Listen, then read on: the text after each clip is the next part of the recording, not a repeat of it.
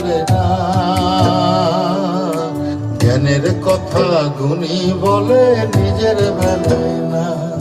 আরে পরের বেলায় বুদ্ধিজীবী নিজের বেলায় বোঝে না।